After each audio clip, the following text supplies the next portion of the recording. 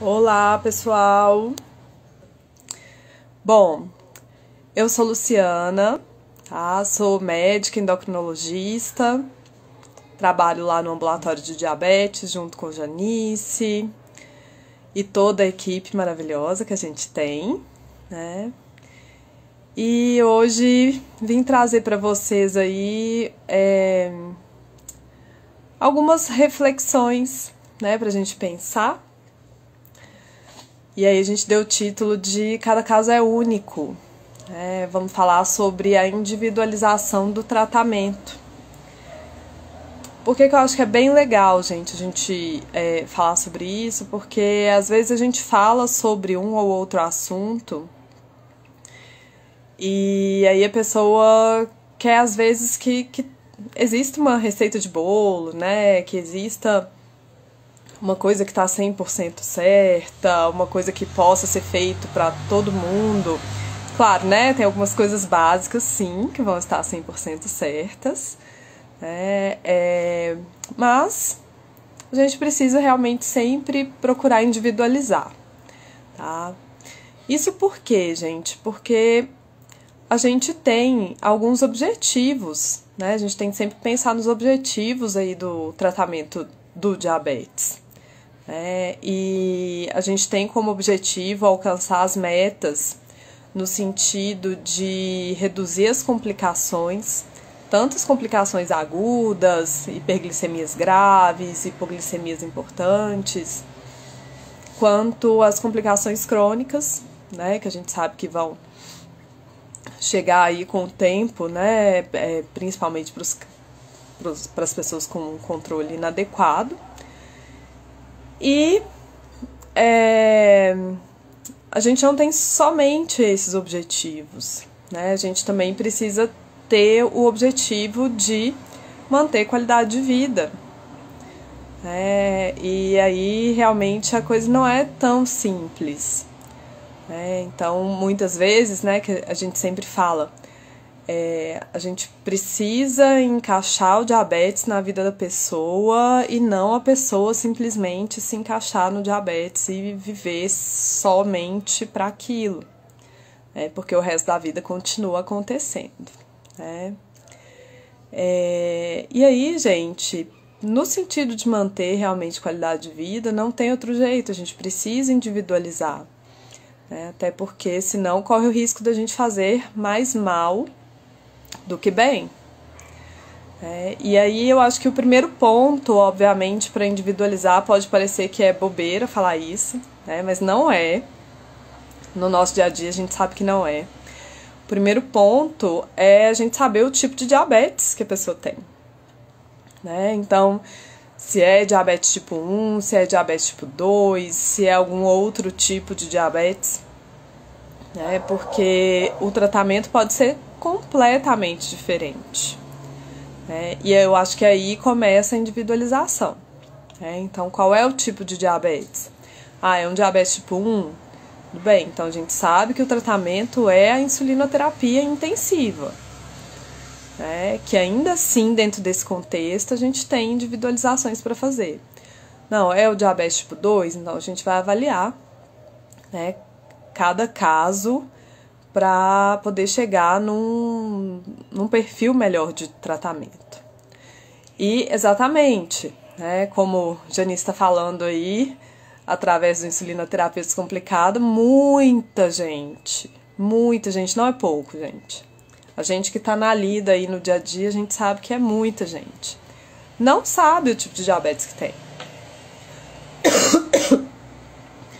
E, infelizmente, a gente ainda tem uma dificuldade dos profissionais de saúde de pensarem um pouco mais abertamente sobre o tipo de diabetes e não simplesmente, uma coisa que eu vejo acontecer no dia a dia, julgar pela idade. Então, é criança, adolescente, ponto, é diabetes tipo 1. É adulto ou idoso, ponto, é diabetes tipo 2. Que é o que a gente vê muito no dia a dia acontecer. Então, eu acho que esse é o primeiro ponto e um dos mais importantes para a gente conseguir individualizar, claro, com sucesso. E aí, gente, a gente precisa sempre olhar quem é essa pessoa que vai receber esse tratamento. Então, como que é o dia a dia dela, se ela trabalha, se ela estuda, quais são os horários. A gente que está o tempo todo aí, né, atendendo pacientes com diabetes tipo 1, que fazem insulinoterapia intensiva, se a gente não tem isso na história clínica, né, então, que horas que o paciente estuda, que horas que ele vai para a escola, né, que horas que... como é que são as alimentações, onde são feitas, né? A gente vai bater cabeça e não vai sair muito do lugar. Né? Então, conhecer a pessoa, qual é a faixa etária, então, é uma criança pequena, ou não, é um adolescente, né? É um idoso, tá? Por que a faixa etária, gente? Porque, na verdade, a gente vai ter aspectos muito diferentes. Né? A gente sabe que tem questões de vida distintas em cada uma das faixas etárias. Né? Cada uma tem ali as suas preocupações, né? Os seus sonhos, os seus desejos, o seu modo de viver. Então, a gente realmente tem que pensar na questão da faixa etária. Outra questão relacionada à faixa etária é que, principalmente pensando nas pessoas com mais idade, a gente sabe, através dos estudos, que a gente pode e deve flexibilizar algumas das metas. Então, a hemoglobina glicada, que nada mais né? A gente sempre repete isso. A hemoglobina glicada não é um número mágico, né, gente? A hemoglobina glicada, ela é um reflexo do que está acontecendo no dia a dia daquela pessoa. Então, para o idoso, a hemoglobina glicada, ela pode ser flexibilizada a meta entre 7,5 até 8,5.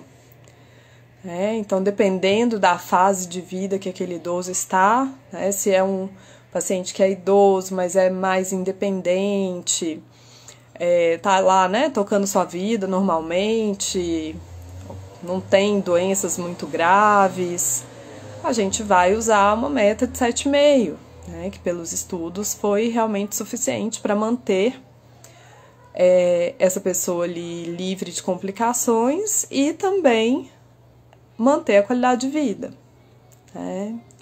Se for um idoso já mais complexo, que tenha, né, muitas doenças graves, muitas questões importantes ali de saúde, ou desenvolver, né, algumas dependências no dia a dia, a gente pode pensar numa meta de 8 de glicada. Quando é um paciente muito debilitado, muito frágil, 8,5, principalmente, gente, a gente pensa nessa flexibilização de metas aí para os idosos, principalmente quando a gente está fazendo uso de medicamentos que trazem hipoglicemia, porque a hipoglicemia ela também aumenta a chance daquela pessoa adoecer ainda mais. Então, eu posso ter uma queda por hipoglicemia, então eu posso acabar piorando ali diversas situações ou levando a novas situações que não existiam antes, tá? Então, esse ponto da flexibilização para o idoso é importante também. E quando a gente pensa muitas vezes no paciente adulto, o jovem, o adulto, é fundamental também a gente entender exatamente quem é aquela pessoa e até em fases distintas, gente, e daí eu acho que é muito interessante quando a gente tem a oportunidade de acompanhar uma pessoa durante muito tempo, a gente entender em fases distintas o que é que aquela pessoa está disposta, está conseguindo lidar com aquele tratamento. Falo isso porque a vida continua. Então, muitas vezes a gente tem ali a pessoa passando por uma situação de vida complexa, né, às vezes de perdas, ou quadros depressivos. E a gente está ali focado nas metas do diabetes, né, focado simplesmente nos números ali de glicose, e aquela pessoa não está dando conta daquilo naquele momento. Então, não é infrequente, por exemplo, no ambulatório, um paciente não está com um bom controle e a gente, às vezes, deixar um retorno mais longo, né? A gente optar por rever, claro, isso em geral é feito junto com a pessoa, tá, gente? Então, quando é que você quer voltar? Quando é que você acha que você vai estar melhor? O que você pode fazer hoje, né, pelo seu tratamento? Então, esse ponto aí. E, claro, né, lá na Santa Casa a gente conta com a equipe de psicologia, né, que ajudam a gente com certeza a avaliar ali qual é a situação psicológica desses pacientes, dessas pessoas, o que eles estão dando conta, o que eles não estão dando conta, né? Então a gente tem ali um auxílio especializado, um suporte especializado fundamental para a gente. Mas esse é um ponto interessante também. E até acho que para a pessoa no dia a dia que está ali no tratamento, muitas vezes o diabetes vem como, às vezes, mais um peso, mais um fardo, mais um problema a ser resolvido. E em alguns momentos a pessoa vai ter que realmente priorizar. Em alguns momentos priorizar o tratamento da glicose, em outros momentos vai ter outras prioridades, né? Obviamente, desde que isso seja ali momentâneo, né? E aí que ela esteja conseguindo fazer o melhor que for possível para ela naquele momento. Então, com certeza a gente tem que entender esse tipo de coisa. E em alguns pontos, gente, a gente pode muitas vezes criar estratégias ali relacionadas. Nem sempre na vida a gente pode ter tudo e fazer tudo, exatamente. Em algumas situações a gente pode, né, junto do paciente, junto da família e a equipe de saúde, a gente consegue fazer algumas flexibilizações. Outro dia eu atendi uma paciente que é uma paciente que tem um diabetes autoimune latente do adulto, né, o LADA, que se comporta com o tempo como um diabetes tipo 1. E é uma paciente bastante idosa, ela não é uma pessoa que tem muito estudo, e ela tinha muita dificuldade. É uma paciente aderente ao tratamento, mas ela tinha muita dificuldade em lidar ali com as correções. Então, aquela tabelinha das correções com pensar que tinha que pegar aquele valor de insulina e somar com a dose da alimentação. Então, ela tinha muita dificuldade em relação a isso. E só para dar um exemplo para vocês, o que a gente acabou fazendo foi fazer uma tabela com a dose alimentar ali dentro daquela tabela para cada uma das refeições. Então, ela sabe que ela pode olhar a glicose, buscar na tabela qual é o valor da glicose que ela tá naquele momento, e aí ela tem a dose já pronta ali, ela não precisa somar uma dose com a outra. E para ela ficou muito melhor assim. Então, hoje ela consegue fazer as correções dessa forma. Do outro jeito, né, com a dose alimentar separada da dose de correção, ela não conseguia, ou ela fazia correção, ou ela fazia dose alimentar, e nem ela mesma sabia muito bem explicar o que ela fazia. Então, é um exemplo que acaba sendo interessante. Outro ponto, né, gente, de flexibilização, muitas vezes, que a gente acaba fazendo, é também com as crianças e adolescentes, né? E aí até a gente tem o pessoal aí do diabetes nas escolas, né? Nosso projeto queridíssimo, que tenta, né, melhorar essa questão aí das crianças e dos jovens que estão em período escolar, né? Porque a gente sabe que eles passam muitas situações ruins no dia a dia, né, da escola. E hoje mesmo de manhã a gente estava falando com um paciente que estava chegando recente no ambulatório, né, e a glicose dele na hora do almoço, antes do almoço, acabava tendo uma variação muito grande por conta do que ele comia na escola, né, e aí aquela questão, né, às vezes come, às vezes não come, às vezes tem uma merenda ali que tá muito boa, acaba comendo muito, né, então a gente tem realmente dificuldades. E aí hoje, por exemplo, né, o que a gente conversou com esse menino foi, olha, vamos rever esse lanche da escola. A gente tem opções, né?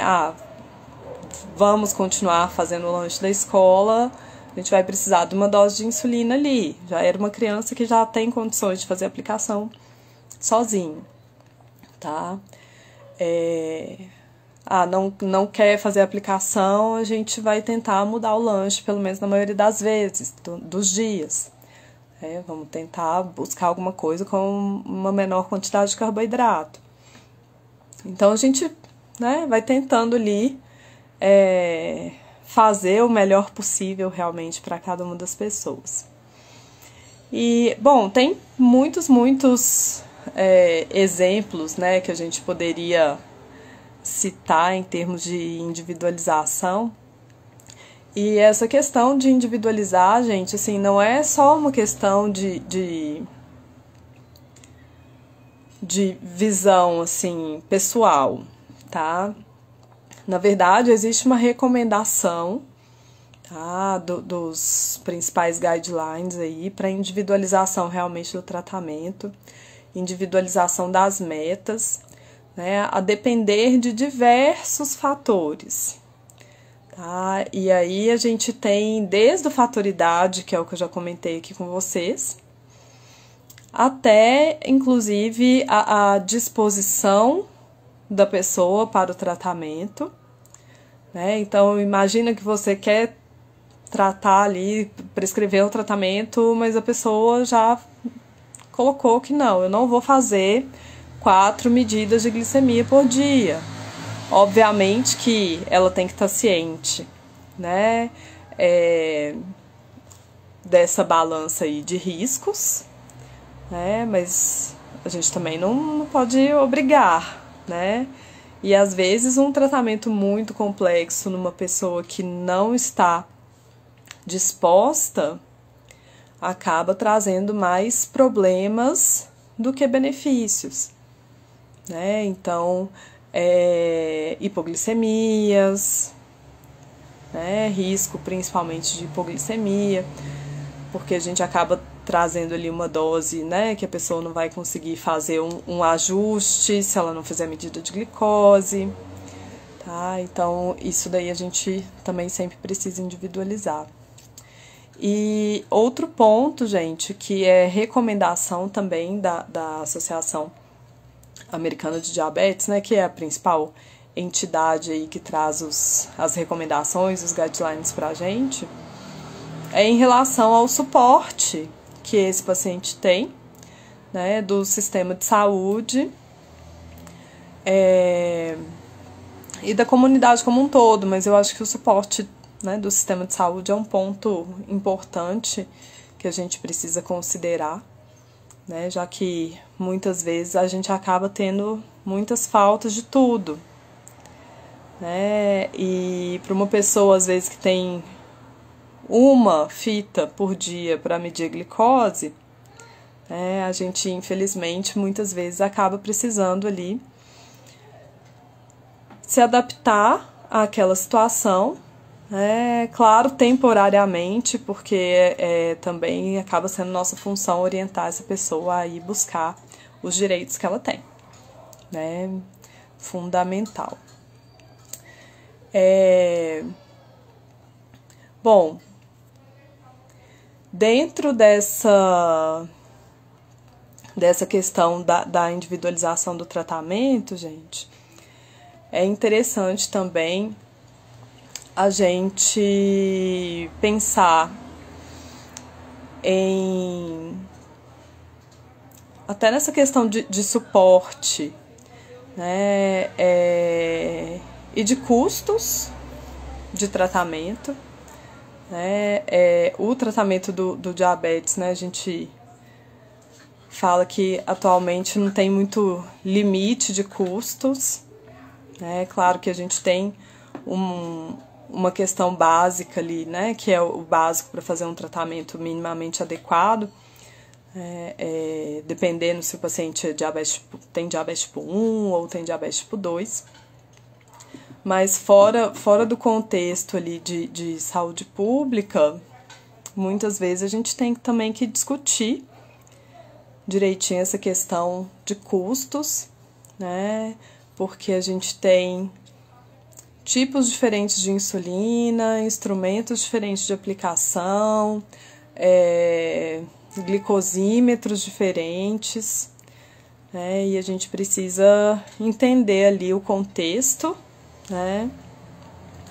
O que a pessoa, até onde ali que a gente pode ir em termos de custo, né? A gente vê muitas vezes, acho que principalmente, né, para o paciente que tem diabetes tipo 2, prescrição de medicamentos muito caros, e a pessoa acaba fazendo uso irregular, né? Então, usa ali um mês, o outro mês não usa mais, no outro volta a usar, começa a usar dia sim, dia não, para poder dar conta, né? Então,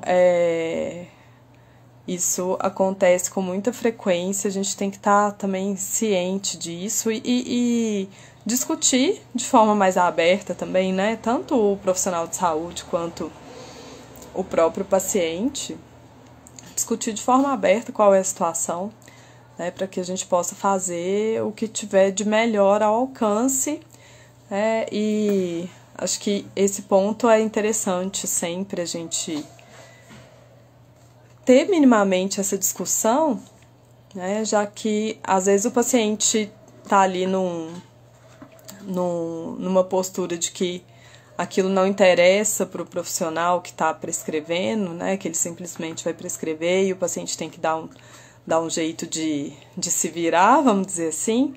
Mas acho que muito pelo contrário, né? Às vezes, quando a gente discute, o próprio profissional consegue criar ali alguma estratégia, mexer em alguma prescrição que consiga aliviar de um lado para poder liberar do outro, né? Então, eu acho que essa discussão hoje é fundamental de ser feita, é importante. E exatamente, Cleide, o tratamento tem que ser de acordo com o bolso do paciente, né? Então, pode ser que o paciente dependa 100% do Sistema Único de Saúde para tratar, e ele vai receber o melhor tratamento que for possível dessa forma, né?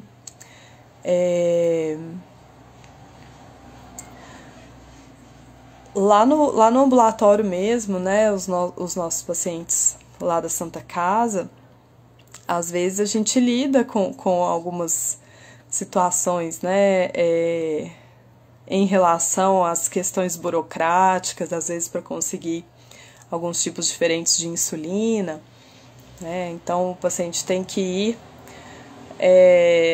na secretaria, enfrentar lá a burocracia para conseguir a glargina, por exemplo.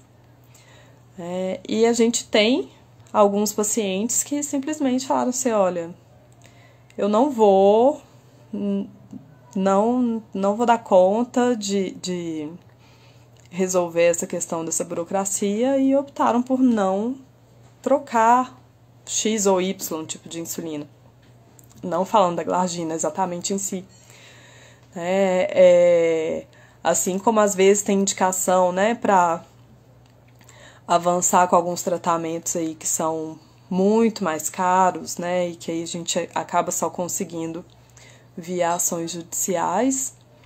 E algumas pessoas também, assim, decidem por Não, vou ficar como eu tô, da melhor forma possível que for, né? Desse jeito aqui, mas não vou partir para encarar a parte burocrática. É uma coisa frequente também, né? Então a gente, claro, tem que saber informar, né? Que é função aí do profissional, saber instruir, saber informar, mas também saber acatar algumas decisões, né? Desde que elas sejam feitas com consciência. É isso mesmo, Cleide. Cleide está falando que depois de muita luta, o tratamento hoje é 100% SUS, mas que, né, teve que passar pelos o caminho das pedras aí, né, e que com certeza todo mundo, né, em algum momento bate cabeça com essa parte aí de burocracia, né, a gente bate cabeça todo dia, então papel que tem que escrever daquele jeito específico, né? Mas isso aí acho que é outro papo, né? Um outro ponto, gente, que é interessante também a gente falar em relação a essa questão da individualização, é quando a pessoa tem, por exemplo, a questão das hipoglicemias assintomáticas, né? Quando a pessoa tem muita hipoglicemia e acaba tendo uma falta dos sintomas, né? Deixa de ter os sintomas. Esse é um momento muito importante, né? Que a gente precisa obrigatoriamente flexibilizar as metas, tá? Individualizar mesmo o tratamento. Então, acontece com certa frequência, a pessoa chega, a pessoa tinha ali um bom controle, tem um bom controle, mas começou a ter muitas hipos, né, repetidas, mais importantes, né, passar mais tempo em hipoglicemia, acaba o sistema nervoso acaba deixando de funcionar, deixando de dar aqueles alertas, né, dos sintomas mesmo de hipoglicemia, então aquela sudorese, a tremedeira, a palpitação, a pessoa deixa de ter esses alertas e aí tem o que a gente chama de hipoglicemia assintomática, já tem gente falando aí né? Então atenção para quem está falando ou se não está falando, está pensando só, né? Precisa, gente, quando isso acontece, isso, primeiro ponto, né? Isso acontece principalmente por duas razões. Uma razão é ter hipoglicemias de forma repetida, tá? Então, é como se o sistema nervoso acabasse se acostumando aí com a hipoglicemia, tá? E ele deixa de dar o alerta. Outra razão é quando a pessoa desenvolve uma neuropatia, tá? Especificamente desse sistema que a gente chama de autônomo, e esse sistema então deixa de funcionar pela neuropatia, tá? A gente diferencia as duas situações porque a primeira situação, que é essa das hipoglicemias repetidas, ela é reversível, tá? Ainda bem. No caso da neuropatia, isso costuma ser irreversível, então a pessoa não vai voltar a ter esses sintomas, né? Mas em geral, são quadros de neuropatia bem importantes.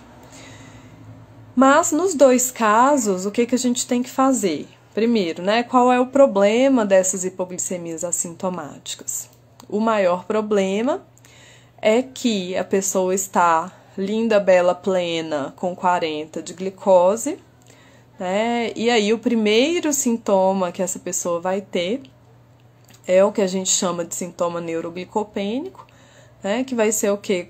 Ficar confusa ou desmaiar, simplesmente desmaiar, ter uma crise convulsiva, tá? Então a pessoa deixa de ter aqueles primeiros sinais, sintomas de alerta. Então, gente, se ela não tem os sinais de alerta, é muito mais frequente que ela tenha hipoglicemias mais importantes, inclusive hipoglicemias graves, com perda da consciência, e risco de complicações importantes aí. Então, o que a gente tem que fazer nestes casos? Tá? Precisa individualizar o tratamento, né? Se essa pessoa usava ali uma meta de 100, 120, 140, muitas vezes a gente vai jogar essa meta para 200. Se a pessoa usava ali determinadas doses, muitas vezes a gente vai diminuir 30, 40, até 50% das doses, né, para levar essa glicemia realmente, pelo menos temporariamente, bem para cima, né, de forma que ela deixe de ter as hipoglicemias. Então, nesses casos, o primeiro objetivo é deixar de ter hipoglicemias graves, o segundo objetivo é deixar de ter hipoglicemias, né, e o terceiro é realmente recuperar os sintomas, né? Então, uma vez que esse sistema entende, né, que aquela glicose baixa não é o normal, ele volta, então, a não ser no caso da neuropatia, ele volta a acionar os sintomas, né, e consegue trazer de volta esses sintomas que são tão ruins, porém são fundamentais, né, são protetores aí da vida. Tá? Então, o caso das hipoglicemias assintomáticas, gente, é um caso, acho que muito especial, que a gente precisa individualizar mesmo, né? Hoje mesmo teve uma pessoa lá no ambulatório, né, que na última consulta que foi, a gente precisou fazer essa modificação, e essa pessoa ficou muito brava porque ele, né, tinha ali um controle bem rigoroso, e estava bem chateado com as glicoses altas, né, pela conduta que a gente tinha tomado na consulta anterior. Mas, né, tem que saber que é uma coisa transitória ali e que é para proteção realmente da vida, né? Então, eu acho que esse é um caso bem importante da gente pensar que precisa realmente individualizar e jogar as metas bem para cima, tá? Deixa eu pensar aqui uma outra questão de individualização. Acho que são principalmente essas questões, né? Acho que as hipoglicemias assintomáticas a gente não podia de forma alguma deixar de falar, né? A pessoa que tem mais idade, e os idosos aí, principalmente os mais frágeis, também é fundamental que a gente faça uma individualização. Nem sempre as metas vão ser as mesmas e nem sempre a gente vai ter aquele rigor, claro, varia muito caso a caso, né? Essa questão do suporte, né? Então, tanto do suporte do sistema de saúde, quanto a disposição mesmo, né, da pessoa, a possibilidade da pessoa de fazer determinados tratamentos mais complexos, eu acho que também é um ponto importante. Claro que a gente precisa sempre reavaliar, né? Então não é que simplesmente a gente vai se dar por satisfeito daquela forma, não.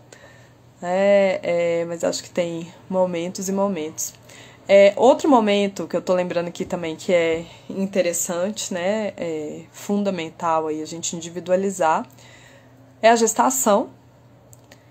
Então, a paciente que tem diabetes e está gestante é um momento que a gente individualiza também a questão das metas. Nesse caso, né, ao contrário do paciente idoso e da questão das hipoglicemias, nesse caso da gestante, a gente vai buscar metas muito mais rigorosas, tá?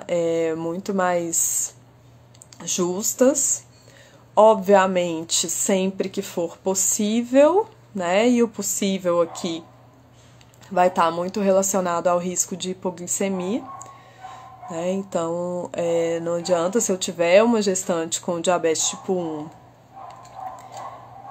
2 fitas de medida de glicose por dia, né? Realmente eu não vou conseguir alcançar as metas que são recomendadas, né? Então, todos os outros fatores vão precisar ser avaliados, tá? Mas a gente busca metas mais rigorosas na gestante, sempre que for possível alcançá-las sem excesso de hipoglicemia, né? E aí, gente, depois da gestação vem um período, que a gente ri para não chorar, né, pessoal? Que é o puerpério, né? Então, a paciente que tem diabetes e finaliza uma gestação, entra no puerpério, aquele momento é um outro momento também, né? Até por ser um momento de vida muito peculiar, muito especial e muito peculiar, muitas vezes complexo, muitas vezes exaustivo, cheio aí de grandes emoções, né?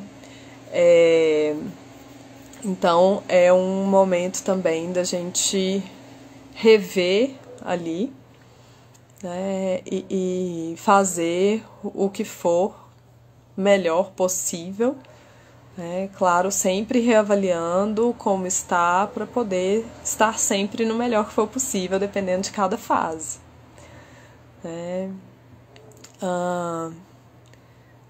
Cleide está falando aqui de perda de peso e ganho de peso. Não sei se eu entendi bem, Cleide, o que você quis dizer, mas sim, esses momentos de grandes variações de peso, eles exigem também mudanças no tratamento, com certeza. Então, se a pessoa tem uma perda de peso mais significativa, em geral a gente vai precisar de redução, pelo menos sempre que a pessoa usar a insulina, a gente vai precisar de redução de dose. Se ela não usa insulina, aí a gente tem que ver o que é que usa, né? Então, cada caso é um, para poder definir se a gente vai precisar de algum tipo de ajuste, tá? Em geral, se usa a insulina ou usa medicamentos que dão hipoglicemia, como sulfonilureia, né? Glibenclamida, gliclazida, glimepirida. Esses medicamentos, no contexto de uma perda de peso mais importante, eles vão precisar ser ajustados, sim. Lembrando, né, gente, considerando que essa perda de peso não é pela descompensação do diabetes, tá? Então, se a perda de peso for por descompensação do diabetes, aí a questão é outra, né? Rever as doses, rever a adesão, rever se isso tá entrando aí de forma adequada, né? Se não tem nenhum problema técnico de aplicação, tá? E quando a pessoa ganha muito peso, o contrário também é verdadeiro, tá? Então, a gente, em geral, precisa readequar essas doses. Se for dose de insulina, né? Muitas vezes a gente vai precisar aumentar.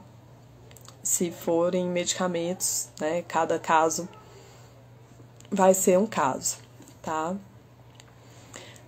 Outro ponto também, né, que muitas vezes requer adaptações aí no tratamento, são o surgimento de outras comorbidades, outras doenças aí associadas e que precisam de tratamento com alguma medicação que possa influenciar na glicose, né? Então, acho que o que é mais frequente é a questão do corticoide, né? Os pacientes que têm diabetes e que usam corticoide, em geral, eles vão precisar de uma readaptação desse tratamento. O tratamento pode ficar muito diferente do que era habitualmente, tá?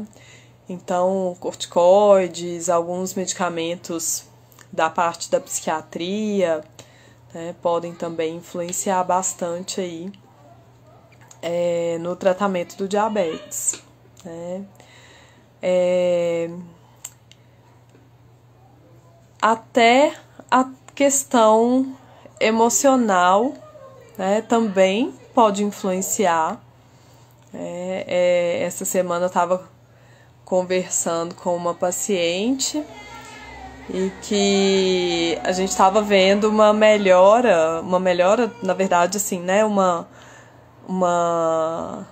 redução da necessidade de insulina, né, e ela estava questionando, né, por que será que isso estava acontecendo, a gente estava ali tentando entender.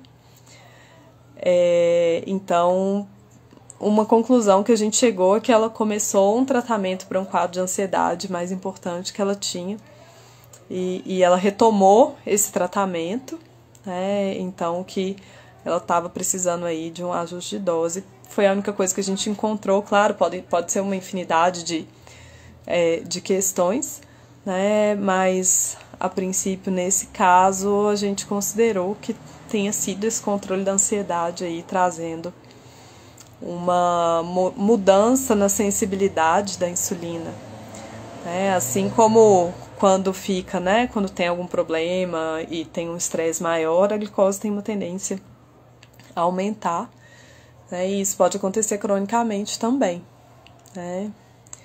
Então, é outro ponto aí bem frequente no dia a dia. Olhando aqui se tem algum outro comentário. Tá, ok.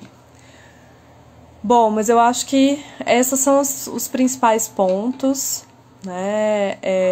Então, se você acha que o seu tratamento precisa ser revisto, que precisa ser readequado, que tem algum ponto do tratamento que não está funcionando bem para o seu dia a dia, para a sua vida, né? E que possa ser modificado, né, para melhorar, conversa com o seu médico, com o profissional de saúde que está te acompanhando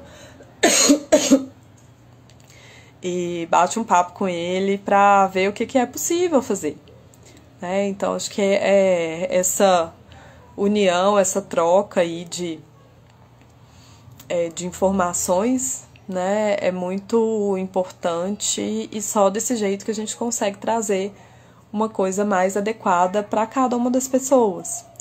Então, se você acha que precisa dessa revisão, dessa readequação, busca o profissional para conversar. Se você acompanha aí um familiar, né, que você está vendo que a coisa não tá indo bem, que precisa melhorar, né, e que tem ali razões, né, para que isso aconteça, e que esse tratamento consiga ser adaptado ali para o melhor possível também, ajuda essa pessoa a buscar essa mudança mesmo, porque com certeza isso pode ser fundamental aí para o tratamento dela. Ok? Acho que não tem nenhuma dúvida, tudo tranquilo. A gente falou da questão idade, a gente falou da questão disposição, para o tratamento, a gente falou do suporte do serviço de saúde em si, falamos de outras doenças, outras comorbidades que possam acontecer, falamos das questões emocionais, então acho que abordamos aí os pontos pelo menos mais fundamentais, falamos da hipoglicemia assintomática, que é um ponto importantíssimo, né? Obrigada, Agma. Então, acho que é isso, gente. Obrigada aí pela participação e a gente se vê em um outro momento. Um beijo para vocês, se cuidem, tá? E procurem ver aí quais são os pontos que vocês estão precisando aí para trazer uma melhora para a vida de vocês. Obrigada, beijo e até mais.